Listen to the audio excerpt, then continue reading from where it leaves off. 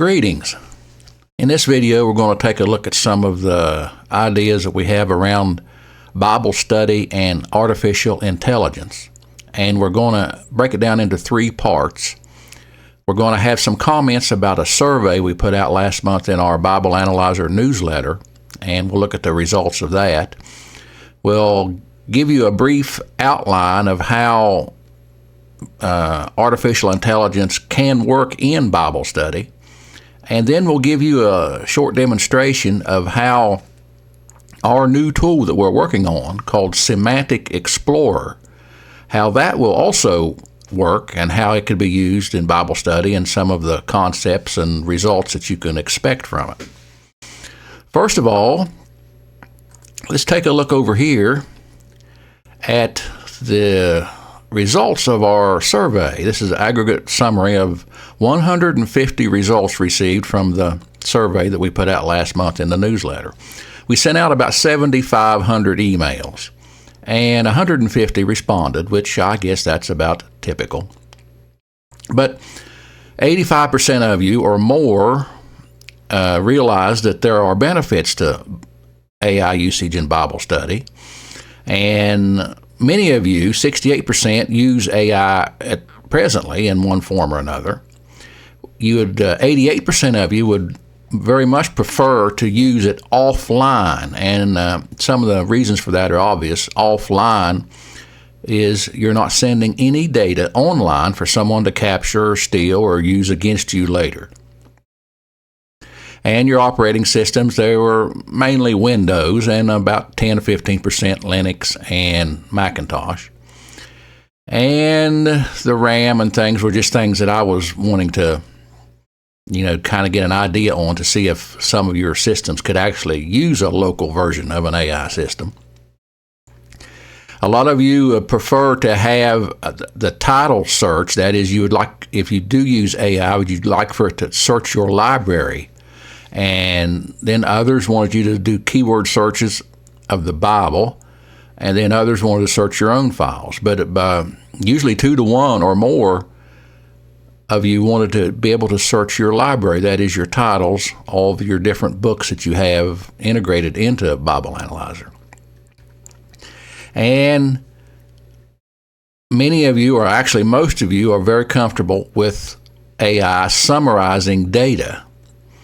And you would like to be able to search multiple resources. So all this was helpful. This was all helpful for us to, decide how to approach AI in Bible study and some of our future plans in dealing with Bible study and the future of Bible study and computers. But also, we got a lot, very, very many comments. And some of these were very interesting to read. You can see here, this is kind of a view of some of the comments. And then we can scroll over, and here's even more comments. And I read every one. Considered every one. And I'm very much appreciate that you all would spend some of your precious time to make these comments known. And of the comments, I can break them down into there were 3 concerns that you all have with AI and Bible study. 3 major problems that you could see that it could cause. And the number one was that AI can give the wrong answers. Well, that kind of goes without saying, because anything can give the wrong answers. I mean, how is that different than anything else? You can go get a book out of the library. It can give you the wrong answers.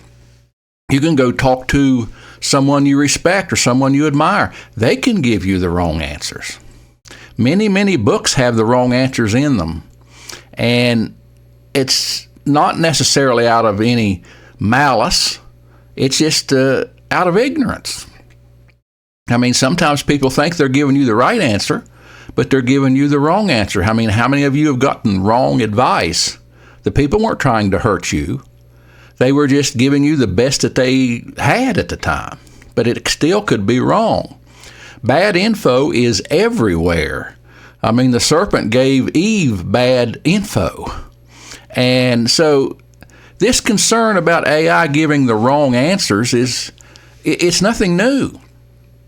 I mean, wrong is everywhere, but also right can be found too, and truth can be found. That's up to the individual to discern what is right and what is wrong. I mean, the term that is used with AI concerning wrong answers is called hallucinations. And, of course, that's just a fancy term that they use to come up with the idea that if AI doesn't have a good answer, it will invent one. But people do the same thing. I mean, how many times you talk to people that, we had a term for it when I was a kid, called them know-it-alls. They thought they knew everything and really knew very little about anything. And AI is no different. In that respect, AI is just a reflection of human nature. It was created by humans, so it's going to act like humans. And so the idea that it can give wrong answers is very, very true, but wrong answers are everywhere. And that's where we're supposed to determine and discern the true answers we have. The only thing is, AI does not do it with malice. It's just a machine. It's not trying to deceive you. It's just giving you the best response it has. And it was designed to give answers. That's the reason you get wrong answers. Its number one top prime directive, so to speak, for an AI engine is to give you an answer when you ask it a question. So it will come up with, if it can't give you a good answer, it will give you a bad answer, but it doesn't know the difference. And so we have to keep that in consideration. It's overconfident, just like many people are overconfident. But this is not near the issue as much as it used to be just the 2 or 3 years that AI has been around, because this hallucination has been mitigated quite a bit. It's been lessened, and you do that with prompts. If you give an AI engine very clear instructions of what you're expecting from it, it will do a much, much, much better job of giving you good answers and will not give you wrong answers near as well. We'll talk more about that as we go along. Now, the second issue that people have is that AI, and it's related to the first one, is that AI may reflect a secular or a liberal or a progressive or Catholic or, some kind of bias about it. It will be biased according to its programmers or according to its developers. And the answer to that is yes. AI can present very clear biases. But again, how is that any different than any random book that you pick out of a library? It has an opinion as well. It has biases as well. All the titles that you will find in Bible Analyzer, and we have a wide range of titles. We have titles in there from Calvinists. Calvin's commentaries are in there. We have John Gill's commentary. These are strict Calvinists, but also we have John Wesley stuff. Now, aren't those biases? Yes, they are. They're very strong biases and very strong opinions. So see, this concern about AI reflecting a certain bias, yes, that's true. It can. It doesn't have to. It can reflect a strong bias, but it is no different than any person you find walking on the street, any person you meet in the church, or any book that you have in your library. It is your responsibility and your job to discern what the truth is among all the tares, what the wheat is among the tares. I mean, there's books out there by premillennialists. There's books out there by amillennialists. There's books out there by postmillennialists, and they're all in Bible Analyzer and every other Bible study software that's out there. They have strong opinions and biases. So we can't hold that against AI either. We can't. Yes, if you ask ChatGPT or Grok or Claude or any of these people that were developed by pretty progressive and liberal people with a progressive and liberal mindset from out on the West Coast, If you ask them a rather open-ended question without any instruction as how to answer or what role that they are to play in answering it, you will most likely get a quite woke or liberal answer. That's true. But that's just because that's the way in a neutral state or in a default state it tends to lean. But here's the good thing. If you rein it in with a very specific role that it is supposed to play, if you rein it in with a very strict prompt and say, we want you to act like you are a theistic, conservative, creationist, evangelical Christian, and you act in that role and you answer according to that role, it will. It will. That is the thing. They're very instructable. They can be held within very tight fences, so to speak.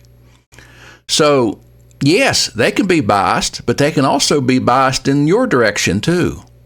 I mean, a lot of people search for neutrality. There's very, very, very, very little neutrality in this world. I mean, it's a goal to be striven for.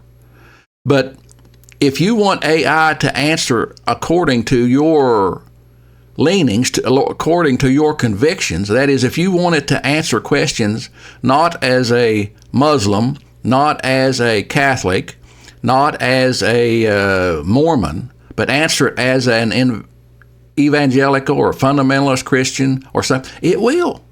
It will. And that's one of these key abilities of AI is one of the reasons that we are going to use it within Bible Analyzer. We can rein it in. We can tighten the fences, so to speak. It still gives good answers, but it won't give you a bunch of off-the-wall stuff that can't be proven. It'll answer according to your convictions.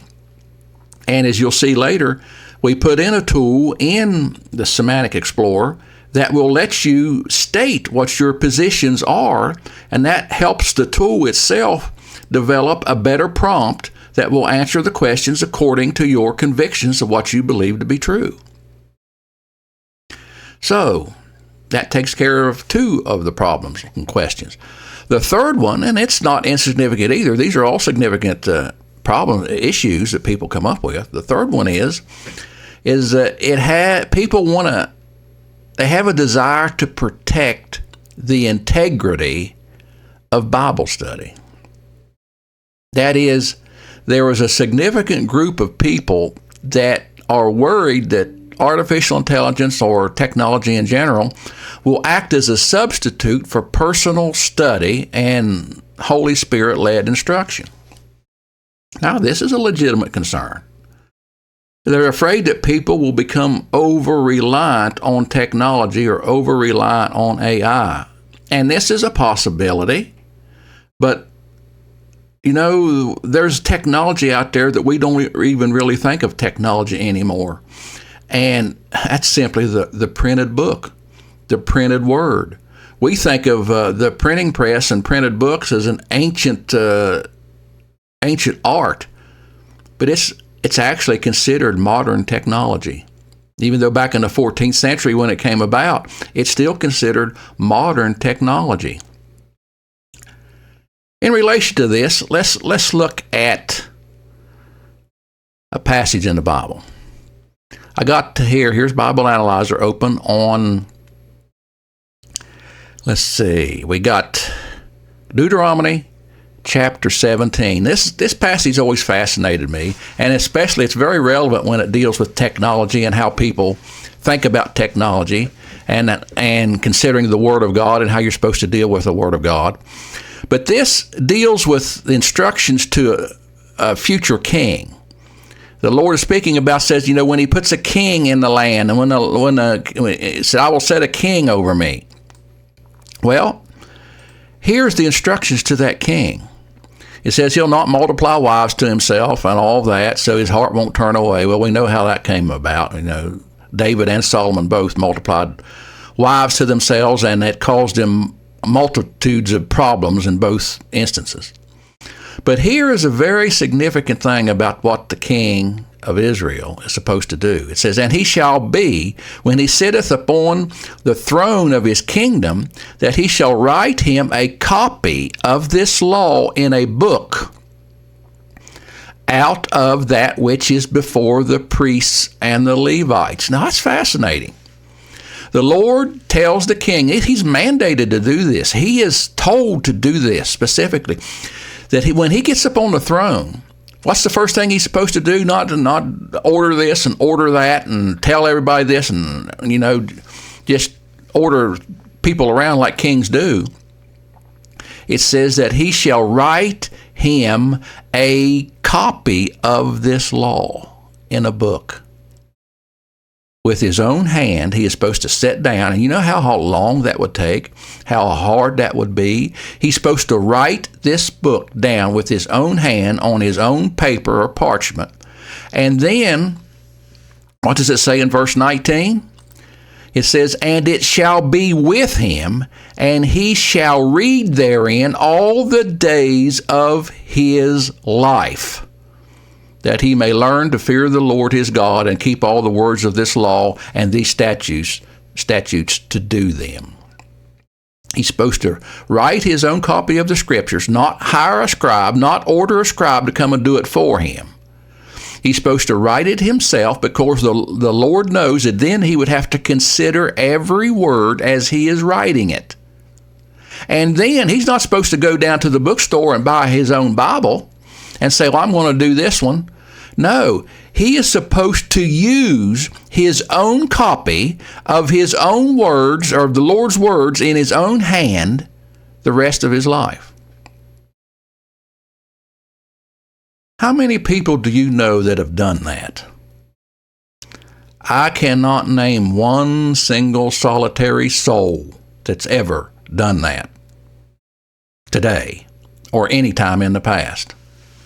But this was the Lord's instruction. What do? We use technology. We use the printing press. We go to the bookstore or now order one online and there comes in the mail. There's our Bible.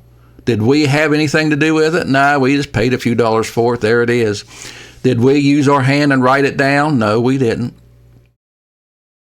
See, when we go to criticizing people for using technology, maybe we better just look in the mirror and see if we're doing it ourselves. There was a very specific reason. Somebody say, "Well, he's just said this to the kings." Well, doesn't it say over there that we're kings and priests now?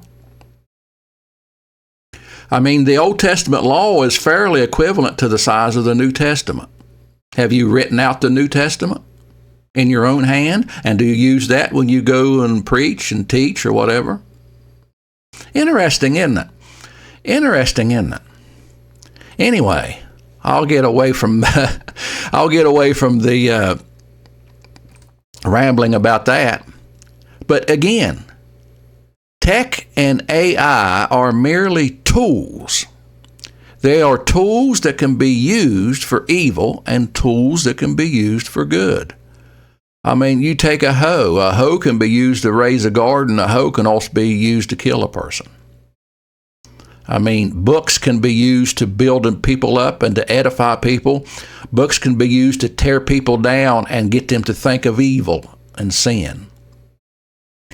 Nothing is good in itself. Nothing is bad in itself. It's all in how you use it. And it's the same way with AI. It basically, every tool that exists is used, it relies on the integrity of the person using it. If you can't trust yourself with it, it's best to leave it alone. But if you can and believe that you can use it for the glory of God, well, then use it for the glory of God. All right, that's enough for this first section. In the second section, we will take a look at AI usage in general in our new tool that we're trying to develop. At present, there are two main artificial intelligence technologies that are potentially helpful in Bible study.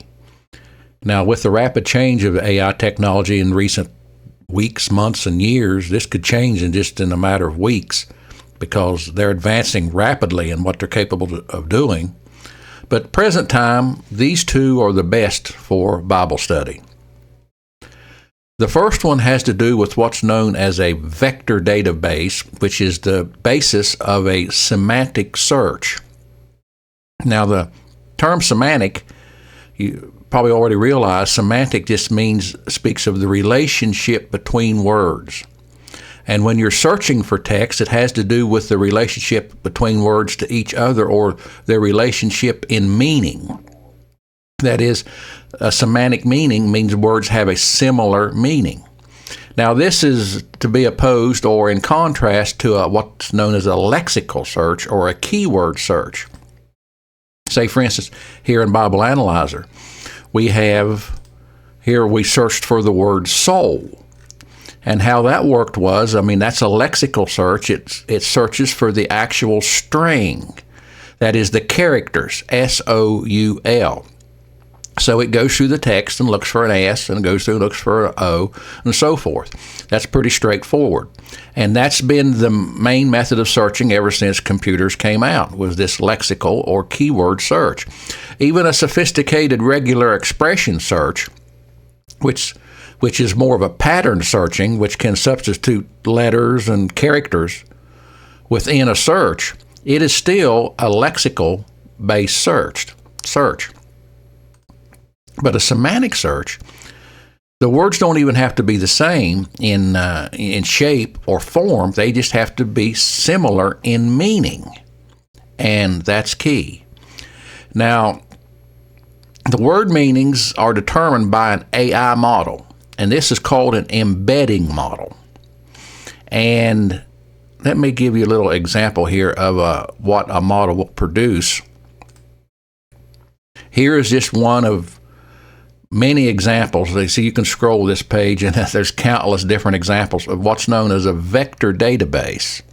And this is a vector illustration, and it kind of shows it as a 3D, it's kind of like a 3D space, which each one of these little circles is a node or a word. And you'll notice that some words are closer to others, and that is because they have similar meanings. Like here are fruits, here's apples, pears, bananas, and it gives a relationship, or a semantic relationship, between those words or those concepts or ideas. Over here we have boats and ships, which are connected, and so forth. But the word meanings are determined by an AI model, which is designed and trained to associate words together by, of course, their meaning.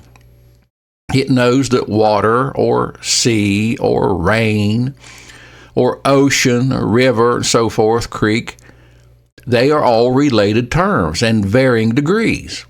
And it develops a numerical representation of each relationship according to this meaning. That is, the higher the representation, the higher the numerical representation, the closer in meaning these words are. And it uses this and puts it all into this database.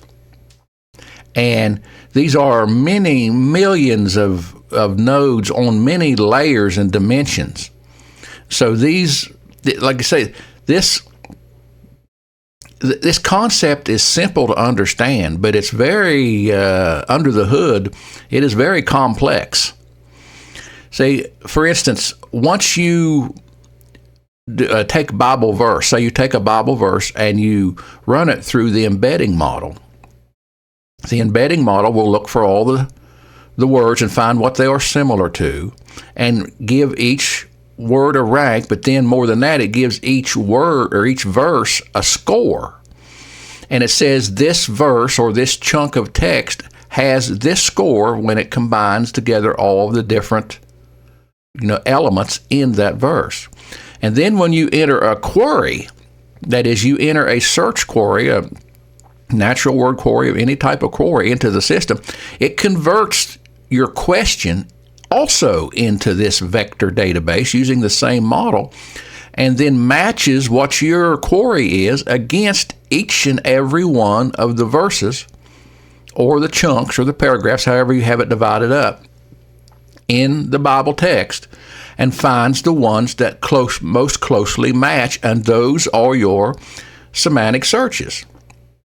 So these are called vector embeddings, and we to use these, we have to what they call index every title in Bible Analyzer, not only the Bible itself, but also each of the titles, like all the commentaries and dictionaries and stuff that we are going to distribute with this. Each entry has to be vectorized into this database, so it has that numerical representation to be matched against your query's numerical representation. So, as you can see, it's an easy concept and pretty simple to understand how it works or what it's trying to do. But under the hood, it's very dense and complicated. I mean, the people that develop these things, they're orders of magnitude beyond me. I don't even know how they do it. I don't know what they're doing. But that is the least. The embedding model is the least and really the smallest and less involved AI model out today, because it only does that one thing, just finds the relationship between words. It's really low-level tech compared to the next one, which is called a large language model. And in short, that's an LLM. And you probably heard this term, and if you haven't, you will. But LLM just means a large language model, and the language model, it's harder to illustrate. I don't know if I even have let's see, but it really doesn't tell you much. It's hard to illustrate how they work. But you can easily look it up yourself and try to get more of an idea. But they are a very complex and complicated system in there based on what's known as a neural network. And a neural network is a machine learning model that mimics the functions of the human brain. That's what they're trying to do. They try to mimic the functions of the human brain, and these models consist of all kinds of interconnected nodes and neurons, and they process data, learn patterns, and that's mainly how they learn things. They find patterns in text, and this enables things such as pattern recognition and so forth, and prediction of what the next word should be in a sentence, and all of that. So they're a learning model, a neural network that tries to mimic the brain, but they are capable of learning things and identifying, again, these patterns, even without any predefined rules. But they're very complex systems and to simulate thinking and reasoning. Now, we have one of these also used in our Semantic Explorer. It's a small one. I mean, the large language models that you see online, like ChatGPT and Claude and Grok and the others, Gemini, they have hundreds of billions of parameters. Some of them now are even approaching 1 trillion parameters, which is huge, massive. They're trained on basically everything they can find on the internet. But also, they have little brothers that are small, around 2 to 3. I mean, the smallest ones are even less than 1 gigabyte. The one we're using is about 2.5 gigabytes, because I found with a lot of testing that is really about the sweet spot for what we want to do in our Bible study. But these smaller local models, which you can download on your computer, they don't have the vast training knowledge that their big brothers do, but they still have the understanding language knowledge. And they can work with language very well.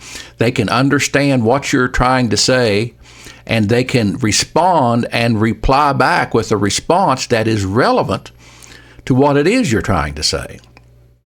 Let me bring up, here is a help page from this is the Bible search part of the Semantic Explorer. And It also explains some of the things we just mentioned. But here it gives a summarization of what an LLM is. And it says it's a neural network trained on a vast text to understand and generate human language. And in this application, the LLM runs on your local machine, and it processes search results to generate a coherent response. But notice very clearly what it does and what it doesn't do.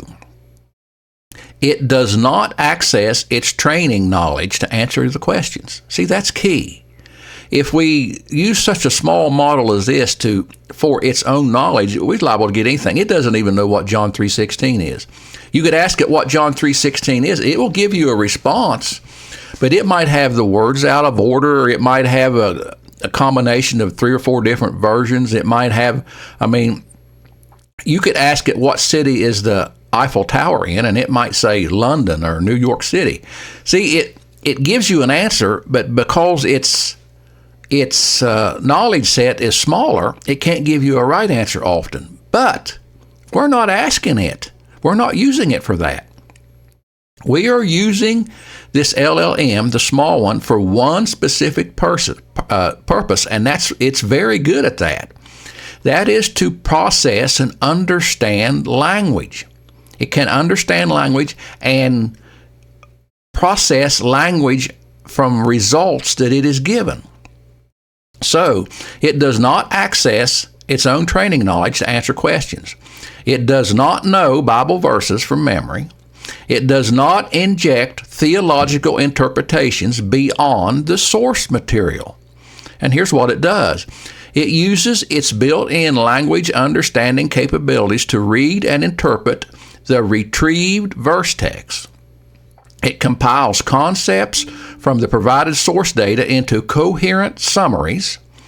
It applies language patterns to structure the information clearly. And also it respects your personal profile, which we mentioned earlier. It respects your personal profile to frame its responses appropriately. So see, what happens is that you will search for some idea in the Bible text itself or among the libraries, and ask it a question. Say, for instance, what does the rapture mean? And just any kind of question. It does not look to itself to answer that question. First of all, the Semantic Explorer will scan semantically all of the texts that are selected to be searched for terms that are semantically similar to rapture or something like that. And then it will group together about 8 or 10 of those, of the top hits, and it'll take paragraph-sized chunks, and then it will send those chunks of data to the LLM, and then the LLM is instructed and is told very specifically to answer this question, like what does a rapture mean, using only the source data that has been provided. So what even the small LLM will do very, very well is it will analyze all that source data, parse it all out, put it all together into a summary, and then give you very comprehensive and coherent summaries of what those little snippets or chunks say. And also it will list each source and reference of where it came from. So all you can do is just, if you want to know how it arrived at this data, it gives the source data from where that it used to arrive at its statement. So, as you can see, the LLM does a very useful purpose, and it's very helpful in this regard. And in our next and last section, we will take a look at the Semantic Explorer, at a prototype of it. It's not necessarily the finished product yet, but we'll look at a prototype of it and see actually how it works. Okay, here's a standalone version of the Semantic Explorer that's not yet integrated into Bible Analyzer, and we will do that shortly. We'll get it to where it's tied in to where they can talk to each other and pass verses to each other and so forth. But right now, for testing and development purposes, we just have this standalone version. And as you can see, it really just has a simple chat interface down here with a query entry box. And up here there are text bubbles that will show your query and also show the response of the search engine. Here we have a Bible tab and a library tab. The Bible tab searches the Bible, of course, and it has a semantic search, which we've discussed previously, and a original language match method, which we'll describe shortly. In the semantic search, you simply just type in a query, and I have one I'll just paste in to save time. It says, what does the Bible say about life and death?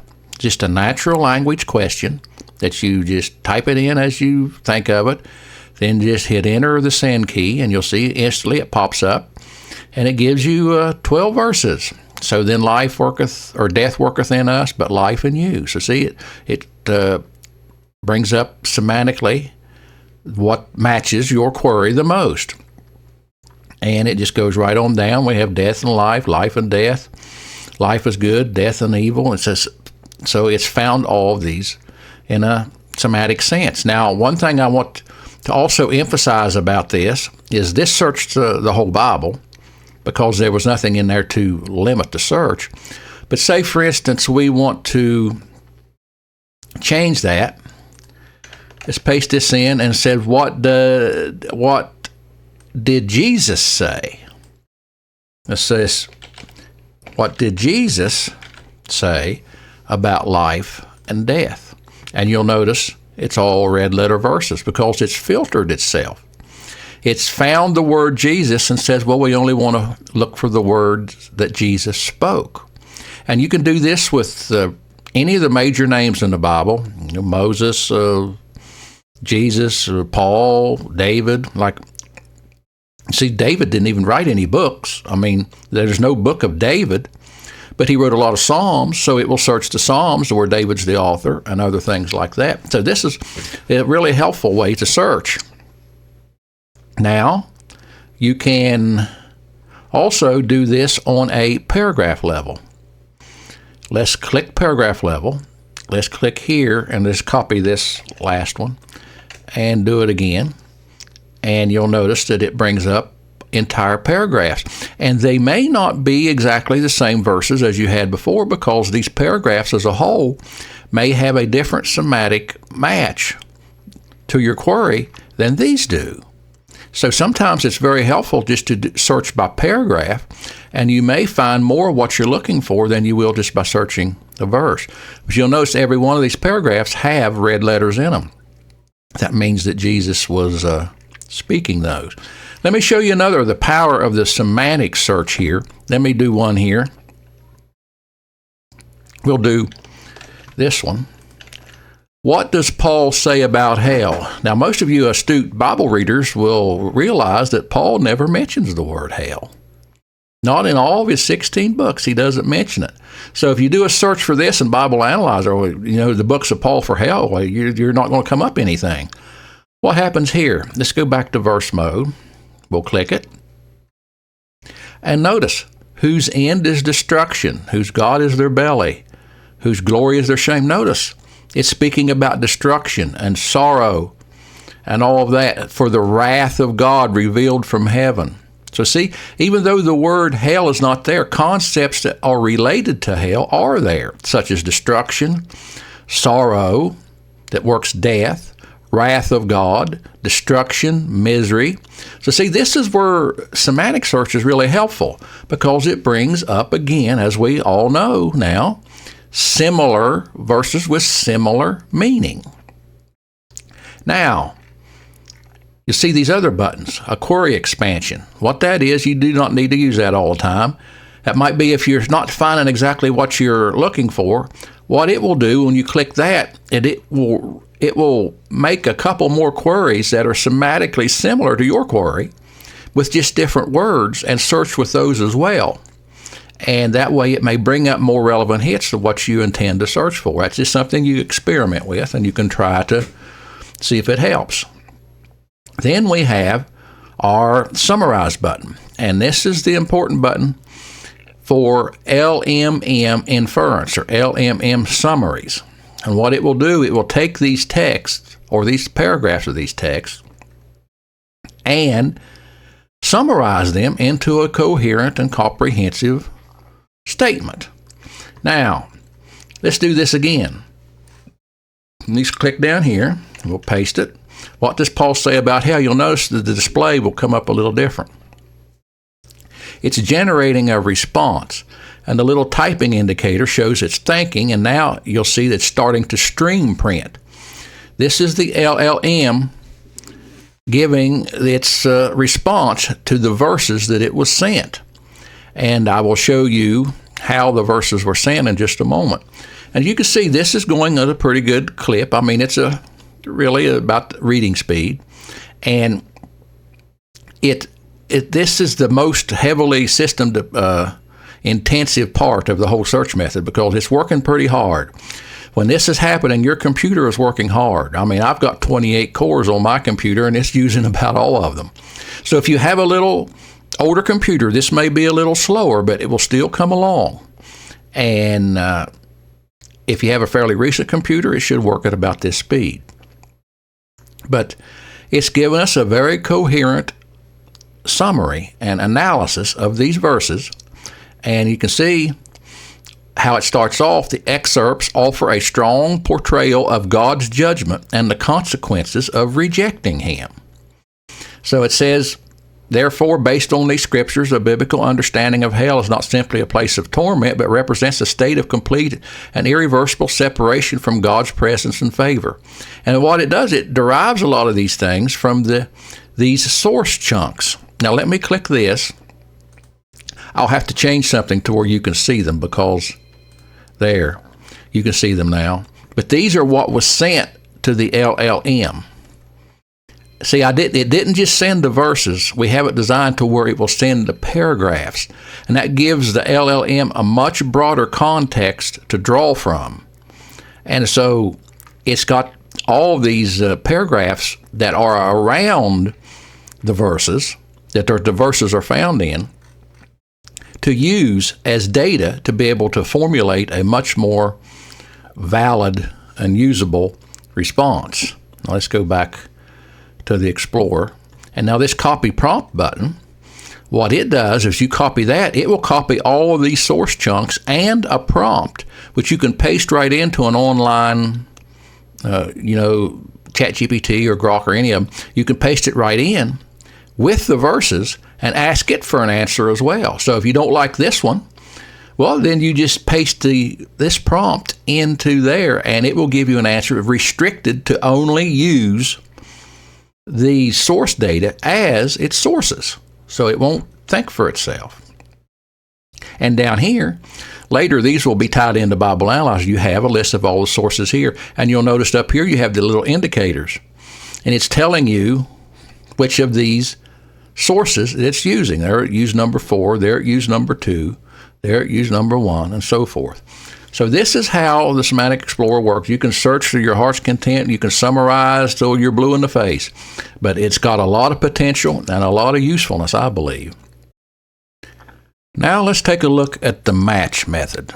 And the match method is a different searching method. It doesn't use the semantic vector indexes. It uses a different algorithm internally to search for Strong's numbers and transliterated Hebrew and Greek terms like Sheol, Hades, and Charis, and all these other transliterated terms. And we can find those in different manners using natural language search. For instance, let me paste something in here. Let's see, Hades. Again, we're going back to hell like with Paul earlier. Well, here we have Hades. It said, what words are translated from Hades? And you'll find here that it types up a nice little list, a verse list, and it says Hades is translated hell 10 times and grave once. And it gives you a list of all the verses, and there's the one that's grave. Say, for instance, we just want to find The Hebrew, we can do a very short entry, Hebrew Sheol. We type that in, and it's translated as hell 31 times, grave is 28 times, and you can scroll through and find those. Say, for instance, you want to find the original words translated from hell. Say, what original words is hell translated from? So we want to know how hell is, what the words are that it comes from. And we type that, and we get this nice little table that tells us that hell comes from 4 original language words: Hades, Sheol, Tartaro, and Gehenna. So we can also use that data. We can also, you can do it anyway. You can phrase these in different ways, different matters. Show me what is love translated from. Well, love was translated from 15 original language words. And then you can also use these to go copy and paste or put them in here to search for these in turn to see how they are translated in other ways. I mean, there's shortcuts to this. And also you can filter it. Let's type this. Where is Hades translated as hell in Luke? See, we'll only search in Luke. And right there it is. Or we could do it the other way. In Luke, where is Hades translated as hell? We get the same thing. So this is a very interesting way to search and find all of these Greek and Hebrew terms, and over here you'll find a transliteration search bar, an entry. And what you'll do, you'll begin typing a transliterated word here, either in Hebrew or Greek, and let's just do Hades again. And there you see it pops up, and we see that it's G86. Well, what we can type in down here, you can even do it this simple. Just type in G86 because it works with Strong's numbers as well. And there they are again. So we put in G25. G25 is love, is the word that can be translated as love, agape. And it's translated love 62 times and love 35 times. And so you can use Strong's numbers. You can use transliterated terms. There's a whole huge list of them over here, thousands of them, that you can type in and find. You can copy and paste them. But again, and very quickly, if you're wanting to find something that has to do with an original language word or Strong's number, you can use a natural language search to find it. It's simple to do. It's easier than having to go around and try to figure out what the numbers are. If you know the word, or if you know the Strong's number, and if you know the word used, you simply just type it in there, and we can do the Old Testament. Look here. Find where Sheol is used as hell. And there it is. And that shows us all of those. But of course, we have all translations as Sheol. It's also translated as grave, too, it tells us. But it doesn't list those. It only listed the ones where it's translated as hell. If you want to find them all, you just put in there. You could put in either Hebrew Sheol. And see, notice it brings them all up. Here's grave. Up here we didn't have grave, just hell. Down here we have grave and pit and hell. So it's a very easy way to do word studies and to find the relationship between original language words and the English words. And also it's in these nice little convenient bubbles will hold a lot of text because they scroll inside. They're nested scrolling. You'll see, we can go over here. We're scrolling the bubbles, but in each one of these bubbles, we also have a scrolling nested display.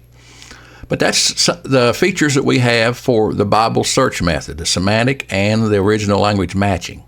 Now we'll take a look at the library search method. Now let's look at the library tab. The library tab is where you search all of your titles and modules that are installed in Bible Analyzer. And you'll notice that it also has a summarize data switch, which is default on. That is, you normally want to summarize the data. If it's false, it will just show the snippets or the chunks that it finds, similar to the Bible search. But normally it's on true. We have query expansion, which again just gives alternative semantic meaning to your query to where it may find more matches. Here we have what's called as hide query rewrite, or that is, it will actually rewrite the query in a different manner than query expansion to even give you a chance to finding more hits for what you're intending to find. And then balanced retrieval, that will actually try to equalize the number of hits from however many titles you select. We'll look at that in just a moment. Down below here, you have the commentary, dictionary, and book tabs, which will filter. See, there's none here. Here are just the commentaries. Turn that off. Here are just the dictionaries, and of course the same with the books. But you can select them all or have them all available and then select the titles from those which you want to search. For instance, if you just click all down here, it will search everything, but that's really not the best way to do it. You need to have a selective search. So let's do a few examples here. Let's just search the commentaries. And here we have most of the larger commentaries. And we'll just I'll just enter here, explain the theological significance of the incarnation. And what this will do when you select all, it will search all of these titles. So we'll click that, and you'll notice it's thinking, and then in a second it will start output, and it will, it'll start typing the output. And what it did, again, it semantically searched all of these titles, found the top ranking entries that matched our query, and then now it is formulating a response from those excerpts. We'll let this one finish, but you'll notice the excerpts illuminate a profound theological significance of the incarnation, revealing it is a carefully orchestrated and divinely ordained event. So see, that's what it's determined from these excerpts. Now, you can see that the indicators here, like there's the 2 in brackets, the 1 in brackets, the 3 in brackets, that is again a reference to the source material. And we'll see when it comes up in just a moment, when it gets to the end. And also you can click the stop button and make it stop at any time, and it will still show you the sources.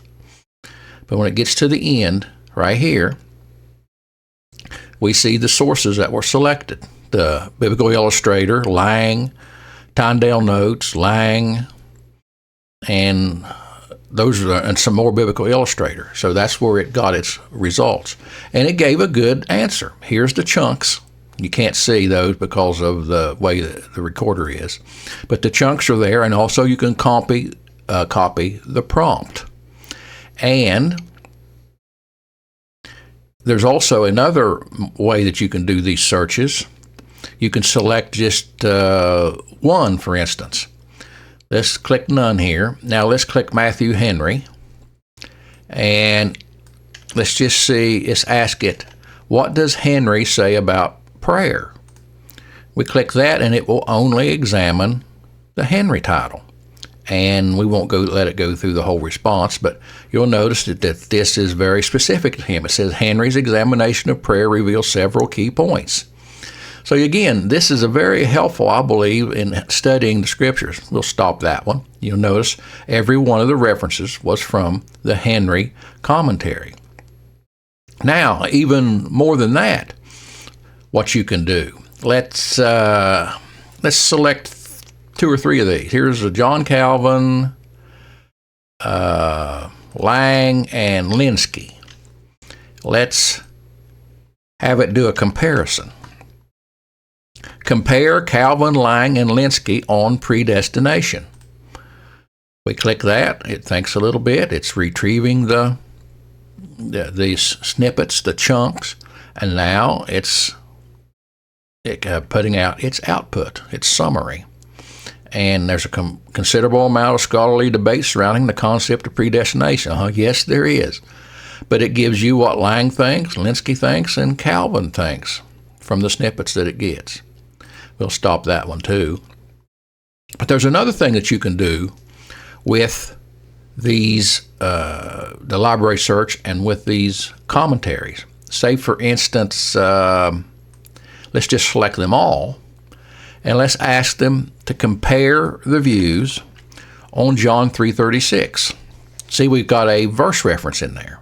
We want to know what these commentaries think about John 3:36. And you'll find that it will go through each one and rank each one's entry on John 3:36 if it has that entry, and then build a summary from those entries. There, we just stopped it again, and it got Jamieson, Fawcett, Brown, Linsky. But it's really heavily, and I'll show you how this balanced retrieval comes in. It very heavily went on Jamieson, Fawcett, and Brown because it apparently has a lot more data to deal with there. So we do the balanced retrieval. We put in the same query. We search again. And we let it go, and we'll see that these won't be as one-sided as they are here. Notice it even starts different because it's got different data. And here we got Jamieson, Fawcett, Brown, Linsky, Calvin, Cambridge, the Henry Moore Study Bible, Biblical Illustration. See, it uses a wider selection of text. So that's where the balanced retrieval comes in. And it gives you, it'll give you maybe an entirely different synopsis, entirely different outcome. But that's just one of the ways you can use all this. Say, for instance, you want to just do the dictionaries. Let's just do the dictionaries. We'll select all those, and we just want to ask it about a Bible term, say like, what is atonement? And we leave balanced retrieval on. That way it will select from several of them. And based on the excerpts, atonement is understood as an act by which God and humanity are brought back into the right relationship. Let's stop that. And we can see Tyndale, Hastings, Webster, Bible Digest, International Standard Bible Encyclopedia, Hastings again, a different Hastings. So this is a very helpful, I believe, and will help you understand what different authors are saying. And we haven't even looked at the books, but the books can be dealt with very similar, as the commentaries. You just ask it a question, or the dictionary, select the ones you want, compare between authors, compare between titles, even just search one title. But it will give you a semantic search with a very intelligent synopsis or summary of the results, which you can judge on your own. As we said at the very beginning, don't take these as gospel. They're just books. It's just all the AI is doing is just reformulating the words of men. It's not inventing things. It's just reframing and reformatting the words of these men into maybe a more digestible and more understandable concept, more understandable and readable way and concise way to see what they're saying. That's how AI can help us. It's a tool. It helps us there's vast amounts of data out there now, vast amounts of Bible data. No one has read all of these books. Who has read all of these? I haven't. But if you want to still find out what they say, AI can help you find out what they say and what their contentions are and their ideas are, and you can compare it with other people. But anyway, this has been a not so brief overview of Bible study and artificial intelligence, and also a demonstration of some of the features that we have of the Semantic Explorer. And when it's tied into Bible Analyzer, all these will be active links, which will take you right to those references and take you right to those titles. And, well, it'll even be more useful, I believe. But Lord willing, we'll be able to bring this about. If you have comments, you can email me, or you can post comments underneath this video. Let me know what you think. Let me know if something like this would be of value to you. I don't want to spend a lot of time developing things that people won't use. So that's the reason we did the survey, and that's the reason that I'm going through this fairly detailed explanation. If you think this will help you, if you think it's useful for your studies, if you think it will help your people if you're a pastor or minister, then let me know, and we'll try to get this out. If not, well, let me know that too. Let me know why. All right. Thank you.